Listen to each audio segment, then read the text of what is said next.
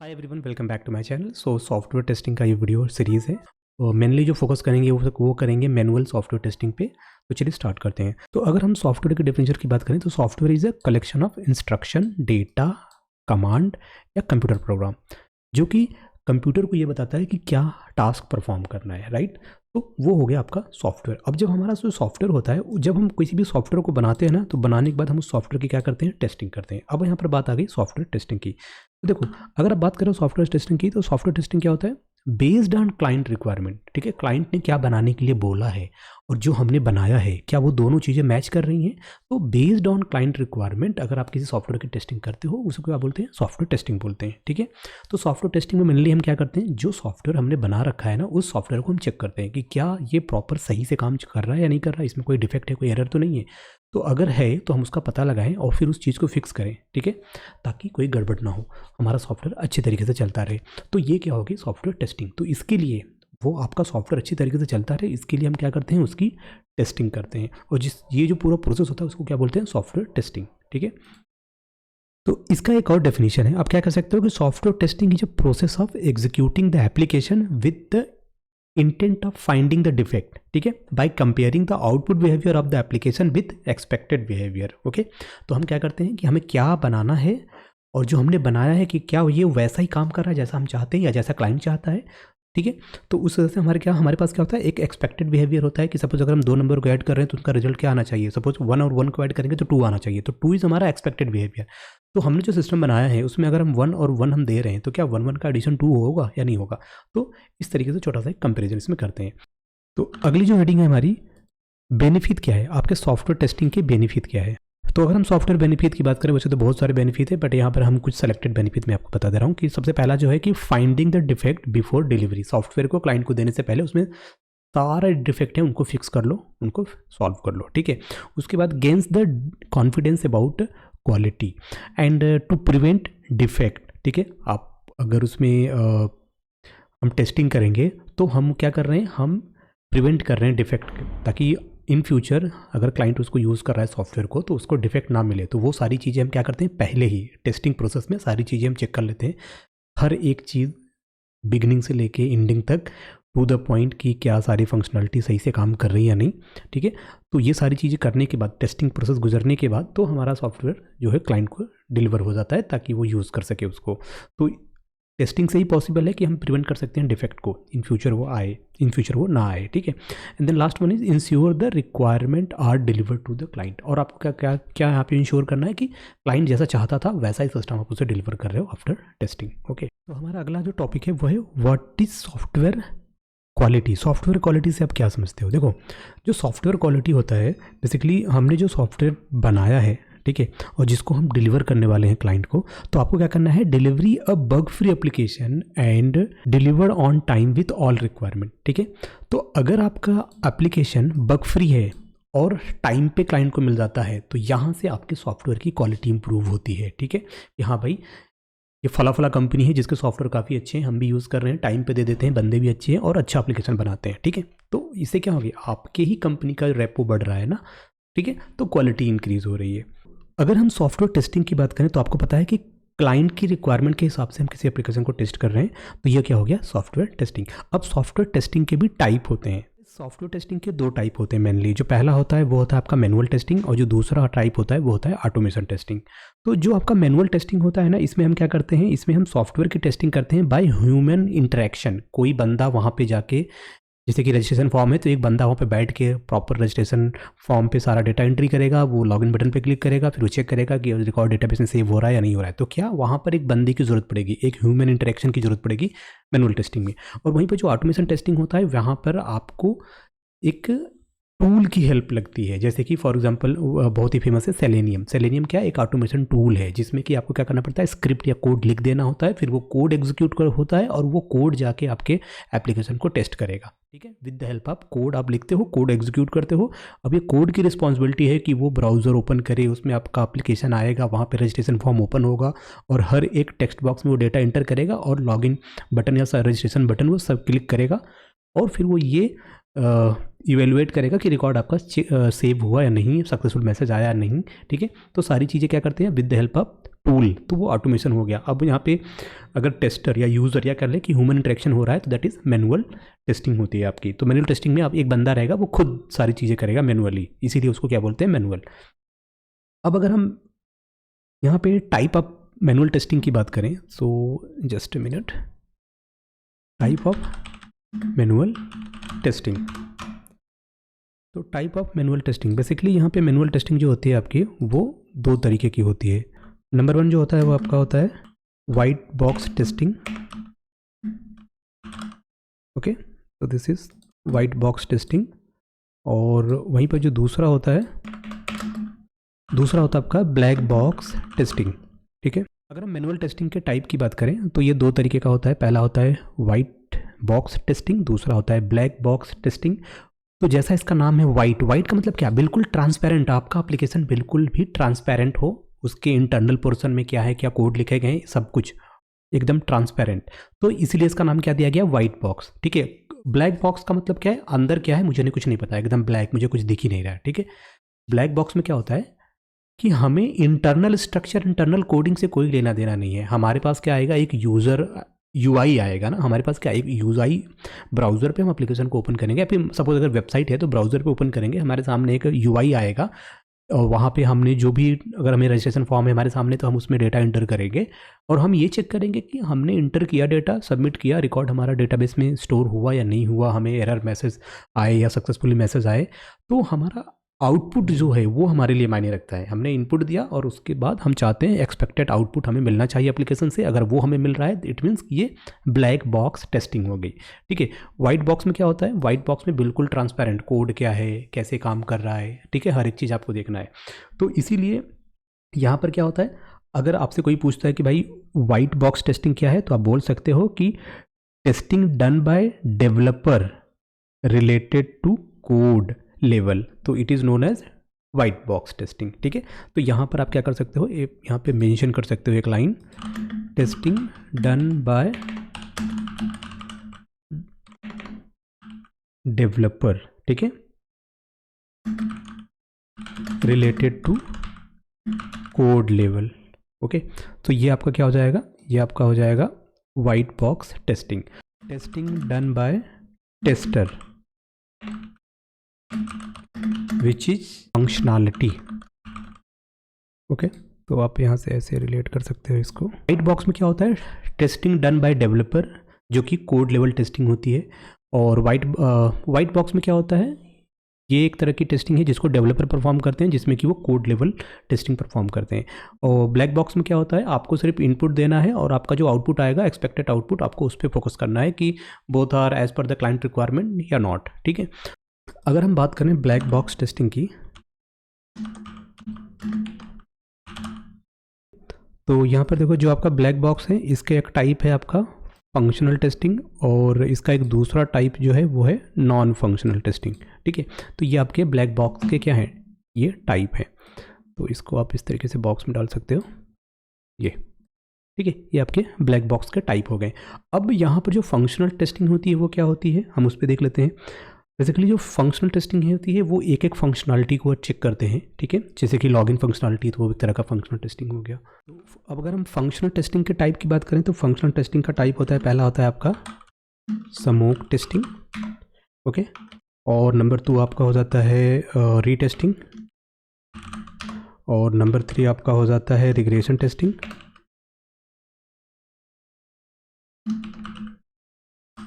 And number 4 आपका हो जाता है, ये क्या होता है, अल्फा टेस्टिंग,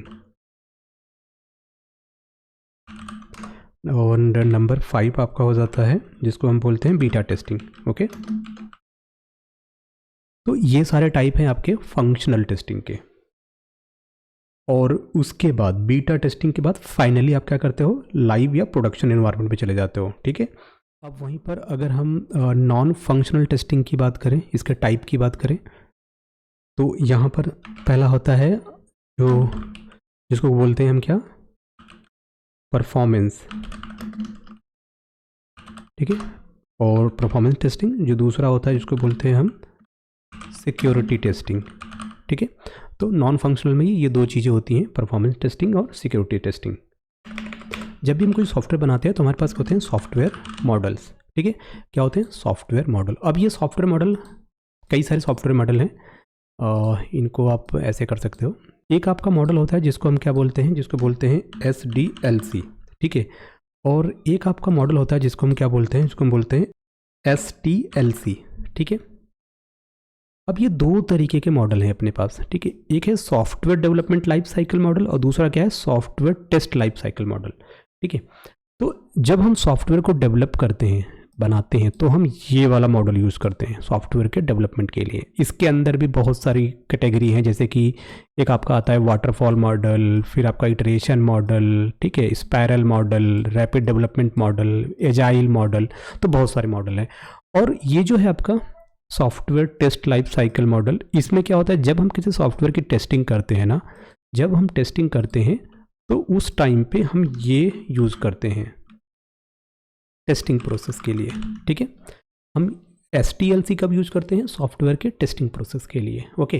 तो ये दो तरह के डिफरेंट मॉडल हैं। तो अगर हम सॉफ्टवेयर टेस्ट लाइफ साइकिल की बात करें तो इसके अंदर क्या क्या मेन टास्क होता है जो हम परफॉर्म करते हैं, ठीक है। तो ये है आपका STLC is a specific action perform during the testing process to ensure that software quality objective are met, okay. तो क्या उनकी ऑब्जेक्टिव हैं, क्या उनकी क्वालिटी है, वो सब कुछ हम जस्टिफाई कर पा रहे हैं अपने सॉफ्टवेयर की टेस्टिंग प्रोसेस में या नहीं। तो ये जो आप देख रहे हो STLC, इस STLC के क्या होते हैं? कई सारे लेवल्स होते हैं, ठीक है, जिनको बोलते हैं फेसेस। कई सारे क्या होते हैं? इसके फेसेस होते हैं। अब जस्ट अ मिनट, ठीक है। अब इसमें से आपका एक फेस आता है जिसको हम बोलते हैं क्या? इसको हम बोलते हैं रिक्वायरमेंट अंडरस्टैंडिंग, ठीक है। और उसके बाद दूसरा आपका आता है जिसको बोलते हैं हम टेस्ट प्लान। उसके बाद तीसरा आपका क्या आता है? जिसको बोलते हैं टेस्ट सिनेरियोज। नेक्स्ट आपका आता है जिसको क्या बोलते हैं आप? Test cases, okay. And then उसके बाद जो नेक्स्ट आता है उसको क्या बोलते हैं? आप बोलते हैं उसको टेस्ट एग्जीक्यूशन, टेस्ट एक का एग्जीक्यूशन। एंड देन लास्ट में आपका क्या आता है? आता है आपका बग रिपोर्टिंग, ठीक है। एंड देन उसके बाद सबसे लास्ट जो होता है वो आता है आपका टेस्ट क्लोजर, ठीक है। ओके गाइस, तो यहाँ पर आप देख पा रहे हो जो आपका STLC है, इसके ये कुछ फेसेस हैं। पहला फेस कहता है कि रिक्वायरमेंट को अंडरस्टैंड करो। दूसरा कहता है टेस्ट प्लान बनाओ सॉफ्टवेयर के लिए जो भी टेस्ट करने जा रहे हो, फिर उसके लिए टेस्ट सिनेरियो लिखो, फिर टेस्ट केसेस बनाओ, फिर उसके टेस्ट केसेस को रन करो, यानी कि एग्जीक्यूट करो। और फिर अगर आपने एग्जीक्यूट किया, अगर आपको बग मिला है तो उस बग को रिपोर्ट करो। और फिर अगर वो बग फिक्स हो गया है तो फिर आपको क्या करना है? टेस्ट को क्लोज कर देना है, दैट इज टेस्ट क्लोजर। तो ये एक प्रॉपर साइकिल होता है आपके किसी भी सॉफ्टवेयर को टेस्ट करने के लिए। अब वहीं हमारे पास जो SDLC मॉडल है जिसको क्या बोलते हैं? Software development life cycle model, ठीक है। जब हम कोई सॉफ्टवेयर बनाने जाते हैं तो उस टाइम पे हम एक मॉडल सेलेक्ट करते हैं, सॉफ्टवेयर डेवलपमेंट मॉडल, और उसी मॉडल के बेसिस पे हम पूरे एप्लीकेशंस को बिगिनिंग से लेके एंड तक पूरा डेवलप करते हैं, ठीक है। तो सॉफ्टवेयर को डेवलप करने के जो भी मॉडल है ना, उन हर मॉडल में क्या होते हैं? कुछ फेसेस होते हैं, स्टेप्स होते हैं, जिनको क्या बोलते हैं? स्टेप्स होते हैं। स्टेप बाय स्टेप सॉफ्टवेयर का डेवलपमेंट जो होता है वो SDLC मॉडल हमें यही बताता है कि सॉफ्टवेयर को स्टेप बाय स्टेप कैसे डेवलप करना है। अब जब हम सॉफ्टवेयर डेवलप कर रहे हैं तो सॉफ्टवेयर के डेवलपमेंट में क्या स्टेप्स होते हैं? अगर हम कोई सॉफ्टवेयर डेवलप करने जा रहे हैं तो उसके डेवलपमेंट में क्या स्टेप्स होते हैं, जरा हम वो स्टेप्स देख लेते हैं। तो जो हमारा पहला स्टेप होता है SDLC में, वो होता है आपका रिक्वायरमेंट गैदरिंग। नंबर 2 होता है आपका एनालिसिस। नंबर 3 आपका होता है डिज़ाइन, यानी कि पहले आपको क्या करना है? सॉफ्टवेयर की क्या क्या रिक्वायरमेंट है उनको इकट्ठा करो, फिर एनालिसिस करो कि किस तरीके से आपका सॉफ्टवेयर बनेगा, हम क्या स्ट्रेटेजी यूज़ करेंगे, क्या प्लान यूज़ करेंगे, वो सारी चीज़ों पे आप एनालिसिस करो। फिर आपका अगर एनालिसिस हो गया तो हम सॉफ्टवेयर को डिज़ाइनिंग करेंगे, और अगर आपका सॉफ्टवेयर का डिज़ाइन हो गया तो हम क्या करेंगे? कोडिंग करेंगे, या फिर जिसको हम क्या बोलते हैं? डेवलपमेंट बोलते हैं ना, यानी कि सॉफ्टवेयर का डेवलपमेंट करेंगे। और फिर उसके बाद हमारा क्या होता है? आता है हमारा टेस्टिंग। अगर आपका सॉफ्टवेयर का डिज़ाइन हो गया, उसका कोडिंग भी हो गया, रन कर रहा है, तो अब आपको उसको क्या करना? टेस्ट करो।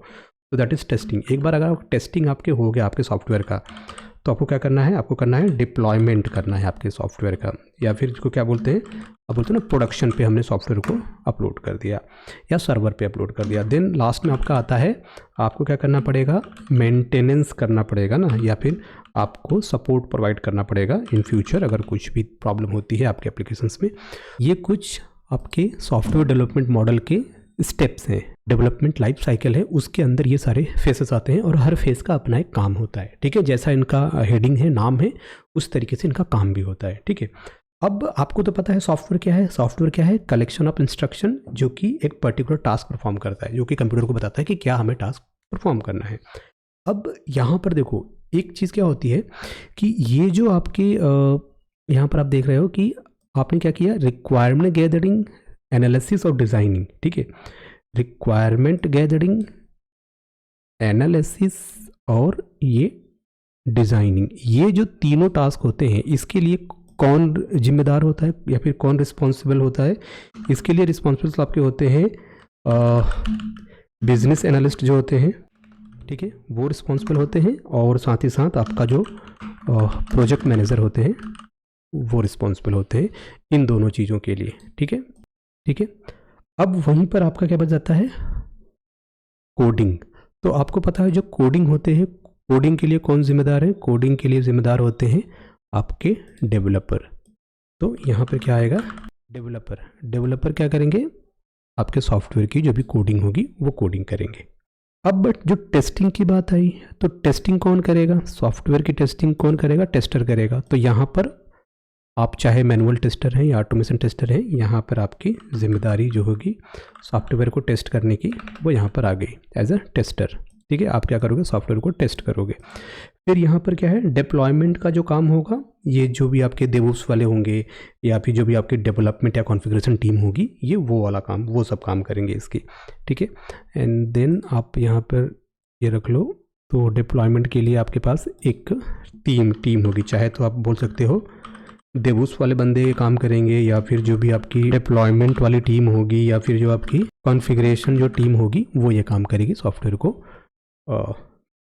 प्रोडक्शन पे लाने का काम ये उनका होगा। ठीक है, अब यहाँ पर आप देखो एक चीज़ देखो ध्यान से कि आपने मैंने आपको बताया था कि जो आपका मैनुअल टेस्टिंग होता है, ठीक है, मैनुअल टेस्टिंग के दो पार्ट होते हैं ना, मैंने आपको बताया था मैनुअल टेस्टिंग के क्या होते हैं, दो पार्ट होते हैं। ठीक है, ये दो पार्ट होते हैं।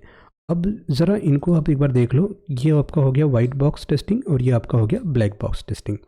अब वाइट बॉक्स जो होता है ये बेसिकली डेडिकेटेड होता है आपका डेवलपर के लिए, ठीक है, फॉर डेवलपर्स। और ये जो होता है आपका ब्लैक बॉक्स टेस्टिंग, ये किसके लिए होता है, ये टेस्टर्स के लिए होता है। ठीक है, ये फॉर टेस्टर के लिए, और वाइट बॉक्स होता है फॉर डेवलपर के लिए। तो हम क्या हैं, टेस्टर हैं, तो हमें क्या करना है, हमें करना है ब्लैक बॉक्स टेस्टिंग। अब ब्लैक बॉक्स टेस्टिंग में क्या क्या चीज़ें होती हैं, देखो फंक्शनल टेस्टिंग। ठीक है, तो अगर आप ब्लैक बॉक्स टेस्टिंग करते हो उसमें आपका एक आता है फंक्शनल टेस्टिंग और एक आपका आता है क्या बोलते हैं उसको, नॉन फंक्शनल टेस्टिंग। ठीक है, नॉन फंक्शनल टेस्टिंग, ये दो चीज़ें आती हैं, है ना, दो चीज़ें टेस्टिंग के अंदर, फंक्शनल और नॉन फंक्शनल। अब फंक्शनल में आपको पता है, मैंने ऊपर बताया था कि क्या क्या आपको कितनी तरह की टेस्टिंग आपको करनी पड़ती है फंक्शनल के अंदर। तो फंक्शनल के अंदर जो भी हम टेस्टिंग करते हैं उन टेस्टिंग के लिए हम क्या फॉलो करते हैं, STLC, software testing life cycle जो होता है हम उसको फॉलो करते हैं। अब ये सॉफ्टवेयर टेस्टिंग लाइफ साइकिल में हमारा क्या क्या होता है, इसमें देखो, इसमें हमारे होते हैं जैसे कि तो फंक्शनल टेस्टिंग में हमारा जो पहला होता है, जिसको जो हमारा पहला स्टेप होता है वो क्या होता है, रिक्वायरमेंट अंडरस्टैंडिंग। कोई भी सॉफ्टवेयर टेस्ट करने जा रहे हो तो पहले उसकी क्या करना है, आपको रिक्वायरमेंट को समझना है कि क्या एग्जैक्टली हम क्या करने जा रहे हैं। फिर उसके बाद क्या आता है, आपका आता है टेस्ट प्लान, आपको बनाना पड़ता है। ठीक है, टेस्ट प्लान बन गया, फिर क्या बनाओगे आप, आपके पास होता है टेस्ट सिनेरियोज होते हैं, आपको वो बनाने पड़ेंगे। टेस्ट सिनेरियो क्या होते हैं, बेसिकली टेस्ट सिनेरियो में क्या होता है, आपके कलेक्शन ऑफ टेस्ट केसेस होते हैं, मतलब हमें क्या करना है। ठीक है, एक लॉगिन फॉर्म या एक रजिस्ट्रेशन फॉर्म आप देखो, उसमें बहुत सारा टास्क होता है। ठीक है, नया अकाउंट बनाने से लेके और फॉरगेट पासवर्ड तक सारी चीज़ें उसमें मेंशन होती है ना, तो वो एक सिनेरियो हो गया। अब उस सिनेरियो के अंदर कई सारे स्टेप्स होते हैं कि पहले आपको यूज़र नेम इंटर करना है, फिर पासवर्ड इंटर करना है, फिर आपको जो चेक बॉक्स होती हैं उसको चेक करना है, आई एम नॉट रोबोट वाला। ठीक है, फिर कैप्चा फिल करना होता है, फिर बटन पे क्लिक करना होता है, बहुत सारे टास्क होते हैं। तो वो सिनारियो कलेक्शन ऑफ जो आपके टेस्ट केसेस होंगे वो सिनारियो कहलाएंगे एक तरीके से। अब उसके बाद क्या बनेंगे आपके बनेंगे टेस्ट केसेस। तो स्टेप बाय स्टेप आप क्या करने वाले हो किसी एप्लीकेशन को टेस्ट करने के लिए, तो आप वो बनाओगे। फिर उसके बाद आपके पास जो आपके टेस्ट केसेस होंगे ना, उनको क्या करना पड़ेगा, आपको एग्जीक्यूट करना पड़ेगा, टेस्ट केसेस एग्जीक्यूशन। फिर उसके बाद क्या होगा आपका, इसको बोलते हैं डिफेक्ट या बग रिपोर्टिंग, ठीक है, डिफेक्ट रिपोर्टिंग आपको ये करना पड़ेगा। फिर उसके बाद जब आपके डिफेक्ट फिक्स हो जाएंगे तो आपको क्या करना पड़ेगा, closure. Then last one is a test closure. अब ये जो चीज़ें आप देख रहे हो ना, ये सारी चीज़ें क्या कहलाती हैं, इन्हीं सारी चीज़ों को हम बोलते हैं, क्या बोलते हैं, STLC, software test life cycle. ये जितने भी आप स्टेप्स देख रहे हो, ये सारे स्टेप आपके सॉफ्टवेयर टेस्टिंग लाइफ साइकिल में इन्वॉल्व होते हैं, ठीक है। और इस तरफ मैंने क्या बताया है आपके, इस तरफ आपको मिल जाती हैं दो चीज़ें। एक आपका हो जाएगा परफॉर्मेंस टेस्टिंग और नंबर 2 आपका हो जाएगा सिक्योरिटी टेस्टिंग, ठीक है। इधर दो चीज़ें होती हैं। अब आपको पता है कि जो आपका फंक्शनल टेस्टिंग होती है, ऊपर देखो मैंने यहाँ पे बताया भी है आपको कि जो आपकी फंक्शनल टेस्टिंग होती है, इसके अंदर यहाँ पे देखो फंक्शनल टेस्टिंग में क्या आता है, स्मोक टेस्टिंग आता है, ठीक है, सैनिटी टेस्टिंग आती है, रीटेस्टिंग आती है, रिग्रेशन टेस्टिंग आती है, अल्फा और बीटा टेस्टिंग, इस तरह की टेस्टिंग आपकी इसमें हम यूज़ करते हैं। तो आप अगर आपसे कोई पूछता है कि हमें फंक्शनल टेस्टिंग का एक एग्जांपल बताओ, तो आप ये सारे टेस्टिंग के नाम एज एग्जांपल यहाँ पर आप शो कर सकते हो। तो सपोज अगर यहाँ पर आपको कोई एग्जांपल पूछे ना, तो आप यहाँ पे दे सकते हो, ठीक है, these are the example of functional testing. अब हमारा जो नेक्स्ट टॉपिक है वो है व्हाई टेस्टिंग रिक्वायर्ड। तो ये कुछ पॉइंट हैं जो कि आप दे सकते हो कि व्हाई टेस्टिंग रिक्वायर। नेक्स्ट हमारा पॉइंट है व्हाई टेस्टिंग जॉब ही क्यों। आजकल हर बंदा डेवलपर बनना चाहता है, कोडिंग करना चाहता है, ठीक है, प्रोग्रामर बनना चाहता है। तो ऐसा नहीं है कि सिर्फ अगर आप आईटी में हो तो आपको सिर्फ कोडिंग ही करना पड़ेगा, अगर आप कोडिंग करते हो तभी आप एक आईटी प्रोफेशनल माने जाते हो, ऐसा बिल्कुल नहीं है भाई। टेस्टिंग, सॉफ्टवेयर टेस्टिंग भी कुछ कम नहीं है, इसमें भी आपको बहुत सारा टास्क है, बहुत सारा चैलेंजिंग टास्क है, ठीक है।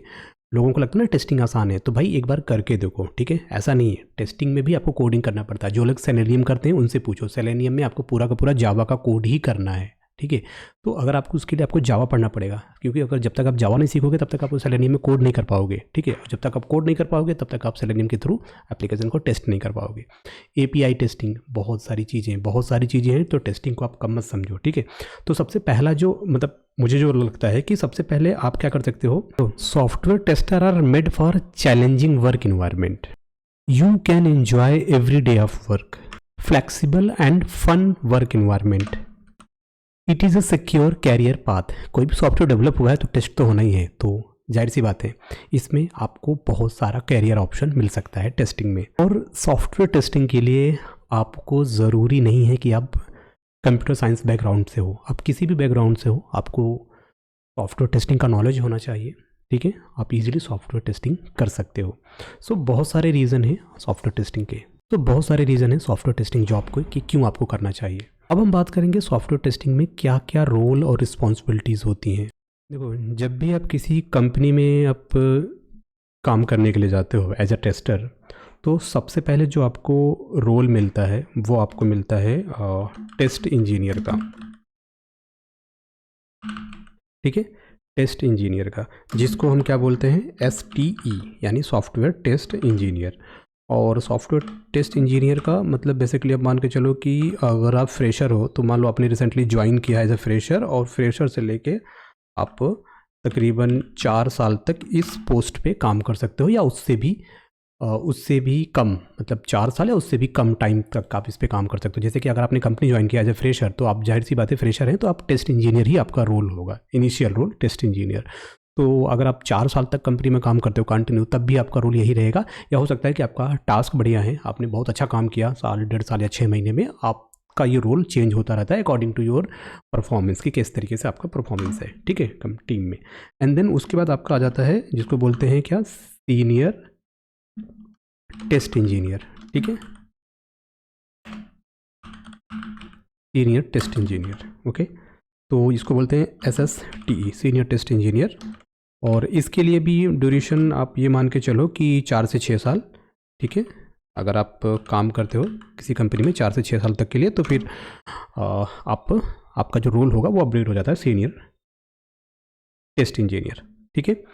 और सेम इसी चीज़ को हम क्या बोल सकते हैं, इसी चीज़ को हम बोल सकते हैं टेस्ट एनालिस्ट, ठीक है। ओके, हम क्या बोल सकते हैं, टेस्ट एनालिस्ट। और टेस्ट एनालिस्ट का भी जो ड्यूरेशन होता है वो भी यही होता है, तकरीबन ये मान के चलो कि 3 से 6 साल तक के लिए, ठीक है। 3 से 6 साल के लिए आप बन सकते हो टेस्ट एनालिस्ट। इसके बाद आपका आता है नेक्स्ट जो आता है आपका रोल, वो होता है टेस्ट लीड का, जिसको क्या बोलते हैं आप, टीएल बोलते हो। तो टीएल के लिए भी मतलब ज़रूरी नहीं कि आप 6 साल, पर हाँ मुझे लगता है कि 4 से 8 साल इज सफिशियंट फॉर टीएल के लिए, 4 से 8 साल, ठीक है। ओके, व्हाट हैपन, 4 से 8 साल, ठीक है। अगर आपके पास एक्सपीरियंस है 4 से 8 साल का, तो आप आसानी से टीएल बन सकते हैं किसी भी कंपनी में। एंड देन आपका आता है टेस्ट मैनेजर, ठीक है। आप ये बन सकते हो, टीएम बन सकते हो आप, और इसके लिए आपको तकरीबन आप ये मान के चलो कि 8 से 10 साल का अगर आपके पास एक्सपीरियंस है टेस्टिंग में, तो आप इजीली आप बन सकते हो। तो ये जो ईयर में बता रहा हूँ, तो ये ज़रूरी नहीं कि अगर मैंने 4 से 6 साल, 0 से 4 साल बोल दिया तो 4 साल तक के लिए, जैसा ज़रूरी नहीं, वो एज़ पर कंपनी और उनके हिसाब से, आपके परफॉर्मेंस के हिसाब से वो कम या ज़्यादा होता रहता है, ठीक है। कुछ लोग क्या होते हैं कि 3 साल में ही वो टीम लीड या टीम मैनेजर बन जाते हैं, टेस्ट लीड या टेस्ट मैनेजर बन जाते हैं, तो फिर ऐसा कुछ ज़रूरी नहीं है, ठीक है। अब इसमें एक रोल आपका आता है जिसको बोल सकते हैं आप क्या, सीनियर टेस्ट मैनेजर का, ठीक है। इसके लिए भी आपको तकरीबन आप मान के चलो कि 10+ ईयर्स ऑफ एक्सपीरियंस आपको यहाँ पे इसकी ज़रूरत पड़ जाएगी। एंड देन आपका आता है देखते हो कि डायरेक्टर आ सकता है, या फिर आप क्या बन सकते हो, वीपी बन सकते हो सॉफ्टवेयर टेस्टिंग में। तो भाई ये कुछ रोल हैं, जब भी आप सॉफ्टवेयर टेस्टिंग में अगर आप जाना चाहते हो सॉफ्टवेयर टेस्टिंग में, तो आप स्टार्ट करोगे टेस्ट इंजीनियर से। फिर जैसे जैसे आपके एक्सपीरियंस बढ़ते रहेंगे, उस तरीके से आपका रोल्स जो है वो बढ़ता रहेगा। और फिर अगर आपको 8 से 10 साल का एक्सपीरियंस हो गया, तो आप इजीली वीपी तक जा सकते हो या डायरेक्टर तक जा सकते हो, ठीक है। ये कुछ रोल्स हैं आपके। अब बात करते हैं इनकी रिस्पॉन्सिबिलिटीज़ के बारे में। तो दोस्तों यहाँ पर आप देख पा रहे हो कुछ रिस्पॉन्सिबिलिटीज़ हैं जो कि एज अ टेस्टर सभी को करनी होती हैं, जिनमें सबसे पहला क्या होता है, आपको क्या करना पड़ता है, अंडरस्टैंड करना पड़ता है रिक्वायरमेंट ऑफ एप्लीकेशन। जिस भी एप्लीकेशन को आप टेस्ट करना जा रहे हो ना, उसकी क्या रिक्वायरमेंट होती है वो आपको अंडरस्टैंड करना है। नेक्स्ट आपका होता है कि आपको आइडेंटिफाई करना पड़ेगा required test scenario of the project, कि उस एप्लीकेशन के लिए क्या सिनेरियो होंगे, ठीक है। फिर आपको क्या करना पड़ेगा, डिज़ाइन करने पड़ेंगे या फिर आपको प्रिपेयर करने पड़ेंगे टेस्ट केसेस, ताकि आप एप्लीकेशन को वैलिडेट कर सकें, ठीक है। फिर आपने जो टेस्ट केसेस बनाए हैं उनको आपको एग्जीक्यूट करना पड़ेगा, ताकि आप एप्लीकेशन को वैलिडेट कर सकें। और फिर अगर आपने टेस्ट केसेस एग्जीक्यूट किए हैं, तो जाहिर सी बात है आपके कई सारे टेस्ट केसेस पास हुए होंगे, कुछ फेल हुए होंगे, तो उसके बेसिस पे जो भी आपका रिजल्ट होगा आपके टेस्ट का, वो आपको लॉग करना पड़ेगा, यानी कि आपको रिपोर्ट करना पड़ेगा, यानी कि उसको जीरा वगैरह पे आपको ऐड करना पड़ेगा। फिर आपको क्या करना है, जो भी डिफेक्ट आए हैं, जो भी फेल टेस्ट केसेस हैं, उनकी रिपोर्टिंग करनी है, और उनको आपको ट्रैक करना है कि इन फ्यूचर, मतलब आपने रेज तो कर दिया, पर 1 हफ्ते हो गए, अभी तक उसका कोई स्टेटस नहीं आया, वो फिक्स ही नहीं हुआ है, तो वो चीज़ आपको ट्रैक करनी है। फिर आपको क्या करना पड़ेगा, जब आपका डिफेक्ट क्या हो जाएगा, फिक्स हो जाएगा, तो आपको उसको रीटेस्ट करना पड़ेगा, ठीक है। एंड देन आपको क्या करना पड़ेगा, perform various type of testing आपको परफॉर्म करनी पड़ेगी। आपको वेरियस टाइप ऑफ टेस्टिंग आपको करना पड़ेगा। जब भी डिफेक्ट फिक्स होगा, तो आपको कई बार आपको रिग्रेशन करना पड़ेगा, कई बार आपको सैनिटी टेस्ट करना पड़ेगा, फंक्शनल टेस्टिंग करना पड़ेगा, ठीक है। ये सारी टेस्टिंग आपको करनी पड़ेगी। देन उसके बाद आपको क्या करना है, एक रिस्पॉन्सिबिलिटी ये भी है कि आपको क्या करना पड़ेगा, कि आपको प्रिपेयर करना पड़ेगा, या फिर आपको स्टेटस, जो भी आपकी टेस्टिंग का जो भी स्टेटस होगा, वो उसको आपको प्रिपेयर करना पड़ेगा, सेंड करना पड़ेगा लीड को या फिर मैनेजर को। जो भी टास्क आपको असाइन किए गए हैं, उसके बारे में आपको रिपोर्ट जो होगा वो आपको टीम को भेजना पड़ेगा। फिर उसके बाद आपको पार्टिसिपेट करनी पड़ेगी, जो भी रेगुलर्स मीटिंग होती हैं, स्टैंड अप होते हैं, स्क्रम्स होते हैं, वो सब में आपको भाग लेना पड़ेगा। और फिर साथ ही साथ अगर आप ऑटोमेशन टेस्टिंग हो, तो फिर आपको स्क्रिप्ट लिखना पड़ेगा रिग्रेशन टेस्टिंग के लिए, ताकि आप टेस्टिंग को ऑटोमेट कर सको। तो ये कुछ रिस्पॉन्सिबिलिटी होती है टेस्टर, एज ए टेस्टर आपको ये सारे टास्क आपको करने पड़ते हैं। अब जो सॉफ्टवेयर डेवलपमेंट लाइफ साइकिल होता है, ये कहाँ यूज़ होता है, जब भी हम कोई सॉफ्टवेयर बनाने जाते हैं, जब भी हम कोई प्रोजेक्ट बनाने जाते हैं, तो हम क्या करते हैं, एक मॉडल सेलेक्ट करते हैं कि किस मॉडल के बेसिस पे हम सॉफ्टवेयर को डेवलप करना स्टार्ट करेंगे, ठीक है। तो अगर इसके बारे में हम जानें, तो क्या है, SDLC जिसका फुल फॉर्म क्या है, सॉफ्टवेयर डेवलपमेंट लाइफ साइकिल, ठीक है। एक पूरे सॉफ्टवेयर को डेवलप करने का जो लाइफ साइकिल है कि स्टार्टिंग से एंडिंग तक, ठीक है, वो क्या है, तो वही हम यहाँ पे जानेंगे। तो SDLC को हम कभी कभी क्या बोलते हैं, सिस्टम डेवलपमेंट लाइफ साइकिल, ठीक है। बात वही है कि अगर आपको मतलब एग्जाम या पॉइंट ऑफ व्यू से या फिर इंटरव्यू में कोई पूछ देता है कि what is system development life cycle, तो आप कहोगे यार सॉफ्टवेयर तो पढ़ा था पर सिस्टम नहीं पढ़ा था, तो कंफ्यूज मत होना, ठीक है। तो ये है क्या, बेसिकली इसमें कई सारे स्टेप्स होते हैं जिनको हम फेसेस बोलते हैं, ठीक है। और ये जो फेसेस होते हैं, हर फेस का अपना एक काम होता है, अपना एक रिस्पॉन्सिबिलिटी होती है, ठीक है। तो जैसे जैसे हम एक फेस से दूसरे फेस पे बढ़ते जाते हैं, हमारा जो वर्किंग सॉफ्टवेयर है वो बनना स्टार्ट हो जाता है, ठीक है, कंप्लीट होता है। तो अगर हम बात करें यहाँ पे तो क्या है ये, it is a defined by the US department of justice, जिसको उसने नाम दिया as a software development process. उन्होंने बोला कि SDLC क्या है, एक सॉफ्टवेयर डेवलपमेंट प्रोसेस है जिसको फॉलो करके हम किसी सॉफ्टवेयर प्रोजेक्ट को बनाएंगे।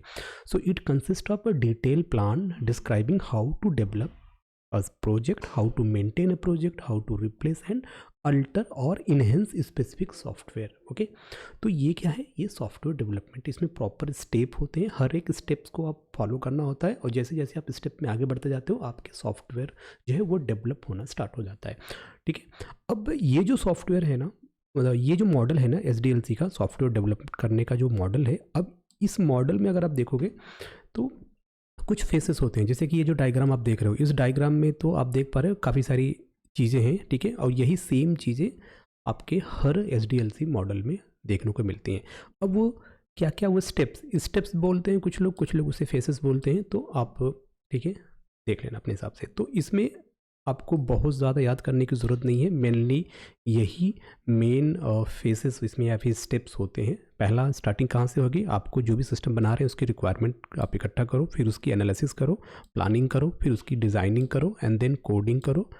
कोडिंग हो गया तब हमारा यहाँ पे टेस्टिंग का रोल यहाँ से स्टार्ट हो जाता है, ठीक है। टेस्टिंग कंप्लीट हो गई तो प्रोडक्शन पे जाएगा एंड देन लास्ट में मेंटेनेंस। तो आपके जो SDLC मॉडल है उसमें ये फॉलोइंग स्टेप्स यूज़ किए जाते हैं, ठीक है। अब यहाँ पर आप देख सकते हो, अगर हम टाइप की बात करें, SDLC मॉडल के टाइप्स की बात करें तो बहुत सारे टाइप्स हैं, ठीक है, बहुत सारे टाइप्स हैं, और हर टाइप्स के अपने कुछ प्रो एंड कॉन्स हैं, एडवांटेज या डिसएडवांटेज कह सकते हैं। तो जिसमें आपका क्या है, एक वाटरफॉल मॉडल आता है, फिर उसके बाद आपका रैड यानी कि रैपिड एप्लीकेशन डेवलपमेंट मॉडल आता है, स्पायरल आता है, V शेप मॉडल आता है, इंक्रीमेंटल मॉडल आता है, फिर एजाइल बेस्ड मॉडल आते हैं, इटरेटिव मॉडल आते हैं और बिग बैंग मॉडल आते हैं, ठीक है। तो दीज आर द मॉडल जो कि SDLC के मॉडल्स हैं, और इसमें से जो सबसे पुराना और जो सबसे डिफ़ॉल्ट कह सकते हैं ना, जो ट्रेडिशनल मॉडल है वो है वाटरफॉल मॉडल, ठीक है। तो हम इसमें एक मॉडल को कवर करेंगे। तो यहाँ पर हम कवर करने वाले हैं वाटरफॉल मॉडल। तो sometime it's called waterfall approach. क्या है, इंटरव्यू में पूछा जाता है what is waterfall approach, what do you mean by waterfall approach, तो वो आपको कंफ्यूज नहीं होना है। तो वाटरफॉल मॉडल कुछ लोग बोलते हैं, कुछ लोग वाटरफॉल अप्रोच। देखो वाटरफॉल का मतलब क्या होता है, जैसे कि अगर आप सिंपल देखो, पानी क्या, अगर झरने से पानी गिर रहा है तो वो क्या है, टॉप से बॉटम की तरफ जाता है, सिंपल। और वाटरफॉल मॉडल भी सेम वही काम करता है कि आपको टॉप से बॉटम की तरफ जाना है। तो ये क्या है, ये एक तरह का क्या है, एक सिस्टमेटिक सीक्वेंशियल क्या है, प्रोडक्ट डेवलपमेंट मॉडल है। इसमें सिस्टमेटिक वे में आपको वन बाय वन, पहले आप रिक्वायरमेंट से स्टार्ट करोगे सिस्टम बिल्ड करना, फिर डिज़ाइनिंग पे आओगे, फिर कोडिंग, फिर टेस्टिंग, फिर डिप्लॉयमेंट और फिर मेंटेनेंस, ठीक है। तो ये आपका एक सीरियल क्रम है। और इसमें सबसे बड़ा डिसएडवांटेज क्या है कि अगर कोई चेंजेस आ जाती है तो आप वापस बैक नहीं जा सकते और वहाँ पे जाके आप मॉडिफिकेशन नहीं कर सकते। सपोज करो कि आपने क्या डिज़ाइन आपने बना लिया, उसके बाद आप कोडिंग वाले फेज़ पे आ गए। जैसे ही आप कोडिंग वाले फेज़ पे आए गए तो आपको पता चला कि यार डिज़ाइन में हमें क्या करना है, कुछ मॉडिफिकेशन करना है। तो ये जो चीज़ है ना, ये जो मॉडिफिकेशन है, ये मॉडिफिकेशन पॉसिबल ही नहीं हो सकता वाटरफॉल मॉडल में, ठीक है। एक बार आपने डिज़ाइनिंग फिक्स कर लिया तो आपको दोबारा उसमें कुछ भी चेंजेस नहीं कर सकते। तो यानी कि प्रॉब्लम क्या होगी कि आपके सॉफ्टवेयर में अगर चेंजेस की रिक्वायरमेंट है तो वाटरफॉल मॉडल के थ्रू आप वो नहीं कर सकते। तो इसमें भी सेम फेसेस इसमें भी आते हैं, जो स्टेप्स होते हैं। पहले आपको क्या करना है, रिक्वायरमेंट एनालिसिस करनी है, फिर डिज़ाइनिंग करना है, फिर कोडिंग करना है, फिर टेस्टिंग करना है, फिर प्रोडक्शन पे जाएगा एंड देन आपका लास्ट में मेंटेनेंस या सपोर्ट। तो ये आपका ट्रेडिशनल मॉडल है जिसमें ये सारी चीज़ें होती हैं। मेन डिसएडवांटेज क्या है कि आप बैक नहीं जा सकते, ठीक है। जैसे मैंने यहाँ बताया कि अगर आपने डिज़ाइन कर रखा है और कोडिंग कर रहे हैं, सडनली याद आया कि डिज़ाइनिंग में कुछ मॉडिफिकेशन करना है, तो यहाँ पे प्रॉब्लम हो जाती थी। एडवांटेज क्या कर सकते हो, एडवांटेज ये है कि भाई ये आपका प्रोजेक्ट जो अंडर कंट्रोल रहता है और ये प्री डिफाइंड आउटपुट होते हैं एट एवरी फेस पे, और ट्रैकिंग चेंजेस इज़ ईजी, इसमें आप जो भी चेंजेस होते हैं आप उनको ईजिली ट्रैक कर सकते हो। पर ये जो होता है ये छोटे प्रोजेक्ट के लिए, ऐसे प्रोजेक्ट जिनका रिक्वायरमेंट या जिनका गोल वो क्लियर है, ठीक है, क्लियरली डिफाइन है, उनके लिए बेटर होता है, ठीक है। तो उसके लिए आप वाटरफॉल बना सकते हैं। डिसएडवांटेज क्या है? Not suitable for requirement change, मतलब आप कोई ऐसा सॉफ्टवेयर बना रहे हो कि जो महीने या साल भर के बाद उसकी रिक्वायरमेंट बदल जाएगी, ठीक है, जो फीचर आपने बनाया हो सकता है उसमें कुछ और इम्प्लीमेंटेशन करना हो या फिर उससे कुछ बदलना हो, तो भाई उसके लिए ये नहीं है। It does not support going back, यानी कि जो मैं बता रहा था कि अगर आप कोडिंग या फिर टेस्टिंग फेज में हो, आप चाहते हो कि कोडिंग में मॉडिफाई कर दें, तो वो पॉसिबल नहीं हो, तो आप क्या बैक नहीं जा सकते, रिवर्स नहीं जा सकते। If any defect found need to go back to the originated phase. तो मान लो अगर डिफेक्ट आपको मिल गया डिज़ाइन में, तब आपको फिर से वापस जाना पड़ेगा, तो वहाँ पे आपको प्रॉब्लम होगी, तो फिर आपको जाके डिज़ाइन में मॉडिफिकेशन करना पड़ेगा। डिज़ाइन में किया तो फिर कोडिंग में करना पड़ेगा, कोडिंग में किया तो फिर टेस्टिंग भी करनी पड़ेगी। तो इस तरीके से ये इसके कुछ डिसएडवांटेज हैं। अब वहीं पर एक और मॉडल आता है जिसको क्या बोलते हैं? We shape model. वी का मतलब क्या हो गया? वेरिफिकेशन और वैलिडेशन मॉडल। इसमें क्या होता है कि एक दो टीमें काम करती हैं, ठीक है, एक आपकी हो गई ये डेवलपर टीम और दूसरी आपकी हो गई है टेस्टर टीम। तो एक साइड से डेवलपर टीम अपना काम करता रहेगा और दूसरी साइड से जो टेस्टिंग टीम है वो अपना काम करता रहेगा, ठीक है। तो ये क्या है? वी यानी कि वेरिफिकेशन एंड वैलिडेशन मॉडल्स जो है ये वी शेप लाइफ साइकिल होता है of a sequential path of execution process. इसमें क्या होता है, जैसे कि डेवलपर टीम जैसे अपना BRS तैयार करेगी ना, तो टेस्टिंग टीम तुरंत अपना जो भी एक्सेप्टेंस टेस्टिंग का जो भी डिज़ाइन होगा या प्लान होगा वो तैयार कर लेगी उसी वक्त। जैसे SRS बनेगा वैसे यहाँ पर ये सिस्टम टेस्टिंग प्रिपेयर कर लेंगे, ठीक है। जैसे हाई लेवल डिज़ाइन बनेगा वो जो भी इंटीग्रेशन टेस्टिंग का जो भी प्लान या डिज़ाइन होगा वो प्रिपेयर कर लेंगे। उसी तरीके से जैसे ही लो लेवल यहाँ पे आपका डिज़ाइन तैयार होगा, फिर वो यूनिट टेस्टिंग पे फोकस कर देंगे और फिर उसके बाद स्टार्ट होता है कोडिंग। मतलब कोडिंग से पहले आप रेडी हैं अपनी सारी टेस्टिंग मॉड्यूल और डिज़ाइन लेके, और जैसे ही आपका कोडिंग स्टार्ट होगा आप तुरंत वो सारी चीज़ें इंप्लीमेंट करते चलोगे। तो पैरेलली हम क्या कर रहे हैं, इधर से डेवलपमेंट भी कर रहे हैं और इधर से उसको इस तरफ से वेरिफिकेशन कर रहे हैं, इस तरफ से हम उसको वैलिडेट कर रहे हैं। तो एडवांटेज क्या है? Simple and easy to use. Testing activity like a planning and test design will be done before coding. Coding से पहले आपने जो भी टेस्टिंग की प्लानिंग है, जो भी डिज़ाइन है, वो आपने तैयार कर रखा है। फिर testing plan parallel to development. तो जैसे आपका एक तरफ से डेवलपमेंट भी चल रहा है, एक तरफ से आपकी टेस्टिंग भी चल रही है। तो bug detection is early phase, मतलब आप जल्दी ही और पहले ही, मतलब प्रोजेक्ट को ख़त्म होने से पहले ही आप ना बग को ढूंढ लोगे, ठीक है। जैसे आपका प्रोजेक्ट फिनिक्स होगा आप इजीली बग को आइडेंटिफाई कर लोगे। कभी क्या होता है, आपका प्रोडक्ट चला गया, क्लाइंट के पास चला गया, तब जाके बग मिला, तो फिर उस टाइम पे क्या होगा, फिर उसका कॉस्ट बड़ा हो जाता है उसको फिक्स करने के लिए। डिसएडवांटेज आप मेंशन कर सकते हो कि any changes happen in mid way, then the test document along with the requirement document has to be updated. तो भैया अगर कहीं पर भी कोई भी अपडेट हुआ तो उसके साथ साथ ये डॉक्यूमेंट भी क्या होंगे, आपके अपडेट किए जाएंगे, ठीक है। And then not suitable for large and complex project. तो भैया अगर लार्ज और कॉम्प्लेक्स प्रोजेक्ट है तो ये आप इसको अवॉइड करो। The client see the only final project, okay, not intermediate module. तो क्लाइंट को सिर्फ फाइनल प्रोजेक्ट मिलेगा, बाकी इंटरमीडिएट मॉड्यूल उसको नहीं मिलेंगे। अब बात कर लेते हैं इसके हम डिफरेंस की, बिटवीन वेरिफिकेशन मॉडल और वैलिडेशन के बीच में क्या डिफरेंस है। वेरिफिकेशन क्या करता है, चेक करता है whether we are developing the right product और नॉट, और वहीं पर वैलिडेशन क्या करता है, चेक करता है whether the develop project is right. Verification जो होता है वो वेरिफिकेशन इंक्लूड करता है डिफरेंट मॉड्यूल जैसे कि inspection, review and walk through. वहीं पर जो वैलिडेशन होता है it include validation testing, we can find those bugs which are not catch in the verification process. जो यहाँ पर कैच नहीं होता उस चीज़ को हम वैलिडेशन में क्या करते हैं, ट्रैक करते हैं। In verification testing we can find the bugs early in the development phases on the product. तो वेरिफिकेशन में क्या होता है कि हम अर्ली, मतलब पहले ही हम बग्स को फाइंड आउट कर लेते हैं, और वैलिडेशन में क्या होता है, that include testing like functional testing, system testing, UAT testing, ठीक है, इंटीग्रेशन टेस्टिंग।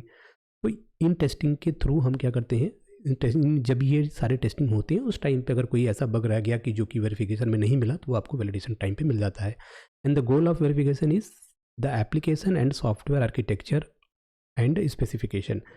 और यहाँ पर इनका गोल क्या होता है, the goal of validation is an actual product, कि जो आप चाहते थे बनाना वो बना है या नहीं। अब आपका एक और जो मोस्ट कॉमनली मॉडल है आजकल जो चलता है दैट इज़ एजाइल मॉडल या एजाइल प्रोसेस। ठीक है। अब एजाइल प्रोसेस का काम क्या होता है, अगर आप देखो जो आपका वाटरफॉल मॉडल है वो क्या है, वो काफ़ी ट्रेडिशनल है, पुराना है, उसमें चेंजेस अगर आप करना चाहते हो तो वो नहीं हो पाता। तो फिर जो आपका आया V shape model, V shape model जो है वो थोड़ा सा बेटर है as compare the waterfall model. ठीक है। फिर अब आ गया आपका एजाइल प्रोसेस। अब ये जो एजाइल प्रोसेस है ये आपके वाटरफॉल और ये वी शेप मॉडल इनसे बेटर है। देखिए अगर आप वैसे देखो तो बहुत सारे मॉडल है, इसके बीच में आपका एक आता है प्रोटोटाइप मॉडल आता है, फिर उसके बाद एक आपका आता है इटरेटिव मॉडल आता है, स्पायरल मॉडल आता है, तो बहुत सारे मॉडल हैं। अगर आप मॉडल देखोगे तो बहुत सारे मॉडल है। तो डायरेक्टली हम जंप करते हैं एजाइल पे। तो एजाइल में देखो क्या होता है, हम क्या करते हैं, हम डिवाइड करते हैं प्रोजेक्ट को छोटे छोटे साइकिल में या शॉर्ट टाइम लिमिट में, which enable the quick delivery of running product. ठीक है। And at the end of each cycle the product is tested.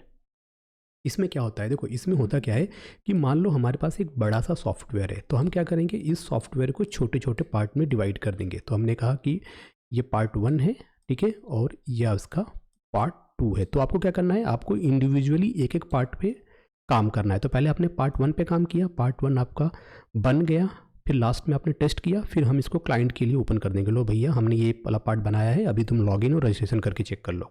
फिर हम दूसरे पार्ट पे काम करेंगे। ठीक है। फिर जैसे हमने बनाया, कोड किया, टेस्ट किया, फिर से उसको हम कस्टमर के लिए अवेलेबल करा देंगे कि लो भाई तुम अपना चेक करो कि क्या यहाँ पे बना हुआ है। ठीक है। तो इस तरीके से हम इसमें काम करते हैं एजाइल मॉडल में। इसमें क्या है, जो customer satisfaction by rapid delivery of useful software. तो हम क्या करते हैं, हमने अभी तुरंत एक मॉड्यूल बनाया, हमने उसे कस्टमर के लिए दे दिया, अब कस्टमर को डिलीवर कर दिया, लो भाई इतना बन गया है, ये चेक कर लो।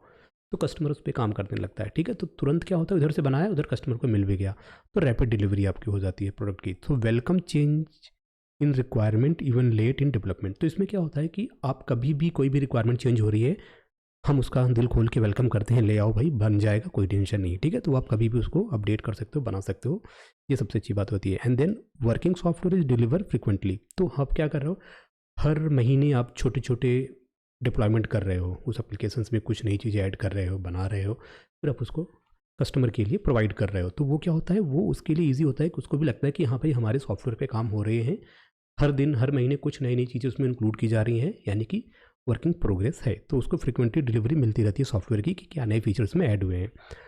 अब close daily cooperation between business professional end developer team. तो भैया आप डेली स्टैंडअप मीटिंग होती रहती है, आपको सारी चीज़ों पे डिस्कस होती रहती हैं, टीम डिस्कस करती है कहाँ पहुँच गए, कहाँ पे क्या इशू है, तो सारी चीज़ें आपको पता चलती रहती हैं। तो ये एक सबसे बेस्ट तरीका होता है। एंड देन लास्ट में आपका आता है continuous attention to technical excellence and good design. तो ठीक है ना, अगर आप टीम से कम्युनिकेट कर रहे हो, प्रोडक्ट ओनर रोज़ नए नए कुछ चीज़ें बता रहा है आपके लिए, कुछ नए फीचर्स ऐड कर रहा है, और फिर आप उस पर काम कर रहे हो, डिज़ाइन कर रहे हो, अप्रूव हो रहा है नहीं हो रहा है, फिर आप उसे मॉडिफाई कर रहे हो, तो चीज़ें चलती रहती हैं। तो that is the best way to develop a software. तो यहाँ पर आप देख सकते हो, प्लान किया, डिज़ाइन किया, फिर डेवलप किया, टेस्ट हुआ, फिर डिप्लॉय हो गया, फिर उसका रिव्यू हो गया, ओके हुआ, देन आपका सेकेंड स्प्रिंट स्टार्ट हो जाएगा। फिर उसमें हमने कुछ फीचर्स ऐड किए, फिर उसकी प्लानिंग की, डिज़ाइनिंग की, डेवलप किया, टेस्ट किया, डिप्लॉय किया, फिर रिव्यू में गया, पास हो गया, वर्किंग है, ठीक है।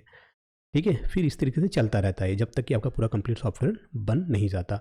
अब जो आपका एजाइल है ना, एजाइल में कुछ टर्मिनोलॉजी है, मतलब कुछ छोटे छोटे वर्ड हैं जिनका एक मतलब होता है। जैसे कि इसमें एक वर्ड है इपिक। इपिक क्या होता है, इपिक होता है बिग आइडिया या feature that can be broken down into smaller user story. देखो जैसे कि बिग आइडिया, सपोज कि मैंने कहा कि भैया मान लो मुझे जोमेटो जैसे कुछ बनाना है, तो अगर आप जोमेटो जैसे कुछ बना रहे हो तो ये क्या है, ये आपका एक बिग आइडिया है, समझ रहे हो बात को। अब उसमें से आपने एक छोटा सा पार्ट, उसको छोटे छोटे पार्ट में डिवाइड कर दिया, और उसमें से एक जो स्मॉलर पार्ट होगा उसको हम यूजर स्टोरी बोलते हैं। ठीक है। या ऐसे सोचो कि सपोज अगर हम कोई लाइब्रेरी मैनेजमेंट सिस्टम बना रहे हैं, ठीक है, तो बना रहे हैं तो ये हमारा एग्जैक्टली हम वो सॉफ्टवेयर बनाने जा रहे हैं जो कि हमें बनाना है। तो इपिक का मतलब क्या हो गया, बहुत सारी चीज़ें, कलेक्शन ऑफ फीचर्स या कलेक्शन ऑफ मॉड्यूल या फंक्शनलिटी जो होंगे वो आपके इपिक हो जाएंगे। अब उसी में से मैं कहूँ कि मुझे सिर्फ लॉगिन पेज बनाना है, एक पेज बनाओ जिसमें लॉगिन की फंक्शनलिटी हो, तो वो क्या हो गया, वो एक स्टोरी हो गया। तो आपने एक स्टोरी लिखा कि आप बनाओ एक लॉगिन पेज जिसमें कि user name, password, email, mobile number, ये कुछ उसमें टेक्स्ट बॉक्स हो, तो 2 बटन हो, बंदा उसमें ये सारी चीज़ें इंटर करने के बाद लॉगिन पे क्लिक करें तो सक्सेसफुली होम पेज पे चला जाए। तो this is one user story, ठीक है, एक इंडिविजुअल टास्क को अगर आप डिवाइड करते हो यूजर स्टोरी। अब वहीं पर यूजर स्टोरी क्या है, मैंने बता दिया कि जो आपका इपिक है ना, इपिक का जो स्मॉलेस्ट यूनिट होगा, जो स्मॉलेस्ट पार्ट होगा, वही क्या होगा, आपका user story. Mainly user story क्या होता है, और शॉर्ट हैंड रिक्वायरमेंट डॉक्यूमेंट, जिसमें कि पर्टिकुलर रिक्वायरमेंट के बारे में मेंशन होगा जो आपको करना होगा। प्रोडक्ट ओनर कौन है भैया, वो बंदा जो सॉफ्टवेयर बनवा रहा है, ठीक है, या कह लें कि प्रोडक्ट ओनर डायरेक्टली कम्युनिकेट करता है क्लाइंट से, ठीक है, या एक तरीके से आप उसको क्लाइंट मान लो। प्रोडक्ट ही ओनर डिसाइड करेगा कि आपको क्या क्या फीचर्स ऐड करने हैं हमारे सॉफ्टवेयर में, क्या नई फंक्शनलिटी ऐड होनी है, ठीक है। तो a person home hold the vision for the product, या फिर जो डिसाइड करता है vision and feature of the final software. अब जो प्रोडक्ट ओनर है ना, वो कुछ लिस्ट बनाएगा कि भाई हमें पेमेंट गेटवे चाहिए, नोटिफिकेशन चाहिए, ठीक है, ऐड टू कार्ट का ऑप्शन हो, तो क्या क्या फीचर्स हो आपके सॉफ्टवेयर में, वो सारी चीज़ों को लिस्टिंग करेगा। तो a prioritize list of story that are waiting to be worked on, ठीक है। तो वो क्या करेगा कि भाई हम एक लॉगिन पेज बनाएंगे, फिर रजिस्ट्रेशन पेज बनाएंगे, फिर होम पेज बनाएंगे। तो ये क्या है, ये हैं उसके प्रोडक्ट बैकलॉग। तो क्या क्या चीज़ें हमें बनानी है इस सॉफ्टवेयर में, क्या क्या चीज़ें हमें ऐड करना है, तो वही चीज़ होती है। तो इसमें क्या कह सकते हो, प्रोडक्ट बैकलॉग क्या होता है, a list of new features, update, bug fix, ठीक है, ये सारी चीज़ें प्रोडक्ट बैकलॉग होती हैं। यहाँ पे पीओ मतलब product owner can prioritize item in the product backlog. तो जो प्रोडक्ट ओनर होगा वो डिसाइड करेगा कि भाई अब आने वाले महीने में हमें क्या नई चीज़ें ऐड करनी है। तो आप लोग अब लॉगिन पेज पे नहीं, अब आप लोग पेमेंट पेज पे काम करोगे, या फिर कोई भी चीज़ हो सकती है, ठीक है। स्क्रम मास्टर एक बंदा होगा जो फैसिलिटेटर का काम करेगा आपकी टीम के लिए, ठीक है। स्प्रिंट क्या होगा, स्प्रिंट का मतलब वो डेवलपमेंट प्रोसेस, वो इटरेशन होगा, वो शॉर्ट पीरियड टाइम होगा, जैसे कि मैंने कहा 2 वीक के अंदर आपको ये चीज़ें बनानी है, तो वो एक स्प्रिंट कहलाएगा, ठीक है। अब स्प्रिंट बैकलॉग, मान लो मैंने कहा कि आपको अगले 2 वीक में आपको एक ऐड टू कार्ट और पेमेंट, ये 2 चीज़ें बनानी है, तो that is your sprint backlog. So list of feature, bug fixes या user requirement and task that the scrum team need to be work on during the sprint. Next आपका आता है स्टैंड अप मीटिंग। तो भैया हर सुबह आपकी team 15 minute के लिए कनेक्ट होगी और वहाँ पे बातें करेंगे कि हमने कल क्या बनाया, आज क्या बनाएंगे, और अगर कोई इशू है तो उसके बारे में डिस्कस करते हैं। फिर वहीं पर कुछ चार्ट वगैरह होते हैं, जैसे क्या होता है, एक होता है आपका बर्न डाउन चार्ट। ये क्या होता है, ये हेल्प करता है आपके प्रोजेक्ट को ट्रैक करने के लिए। इसमें क्या क्या चीज़ें होती हैं कि भैया आपको क्या करना पड़ेगा, the amount of work left in the project आप वो ट्रैक कर सकते हो, और the time remaining to complete the work, ठीक है, ये सारी चीज़ें ट्रैक कर सकते हो। इसमें एक एक्स एक्सेस होगा, एक वाई एक्सेस होगा, और यहाँ पर इस तरीके से चार्ट होता है। फिर दूसरा आपका होता है बर्न अप चार्ट। ये था बर्न डाउन था, ये बर्न अप था। इसमें क्या होता है, इसमें आप प्रोजेक्ट में जिसमें विजुलाइज कर सकते हो, प्रोजेक्ट मैनेजर विजुलाइज कर सकता है क्या, the work the scrum team has completed in the sprint, sprint में कौन सा काम कंप्लीट हुआ, और the total amount of work in the project, और कितना काम था और कितना कंप्लीट हुआ, ठीक है। तो उसके लिए ये वाला चार्ट है, राइट। और फिर एक आता है आपका गैन चार्ट। तो गैन चार्ट में भी यही होता है कि क्या, it is a horizontal bar chart होता है that visualize the sequence of task within the project timeline, and each task has a start date and end date so that your team doesn't exceed deadline. तो इसमें start और ending date होता है, जिससे कि आपको ये पता चले कि भैया डेडलाइन से पहले ही आपको ये सारे जो भी चीज़ें हम बना रहे हैं वो हम ईजिली बना लें। तो ये आपका एग्जाम्पल है गैन चार्ट का। और आने वाले पार्ट में हम पढ़ने वाले हैं सॉफ्टवेयर टेस्टिंग मेथोडोलॉजी।